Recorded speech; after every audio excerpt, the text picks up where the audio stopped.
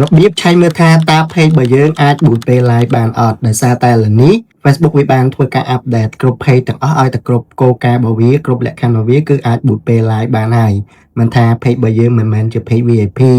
ឬក៏ page blue tick នោះទេគឺយើងអាច boot ពេល live បានទាំងអស់គ្នាហើយបងប្អូនបាទអញ្ចឹងដើម្បីឆែកមើលបងប្អូនចូលមកកាន់ Facebook បងប្អូនហើយបងប្អូនអាចធ្វើការ switch ទៅកាន់ page បងប្អូនបាទអញ្ចឹងឥឡូវនេះយើង switch មកកាន់ page មកបាទអូខេអញ្ចឹងនៅពេលដែលបងប្អូនចង់ដឹងបងប្អូនគ្រាន់ switch មកកាន់ page ហើយបងប្អូនចុចកន្លែង line នេះបាទចុចកន្លែង line ហ្នឹងទៅហើយបងប្អូនអាចឆែកមើលកន្លែងនេះបាទបើសិនជាវា load មកមាន go live ហើយនឹង boost and go live នេះគឺមានន័យថាបងប្អូនអាចធ្វើការ boot ពេល live បានហើយនេះឲ្យតែមានកន្លែងនេះ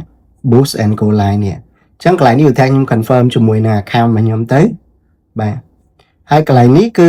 set up line នេះយើងនៅពេលដែលយើងចង់ឆែកមើលមកតង់ឲ្យច្បាស់ទៀតគឺយើងចុចកន្លែង set up line ហ្នឹងទៅបាទ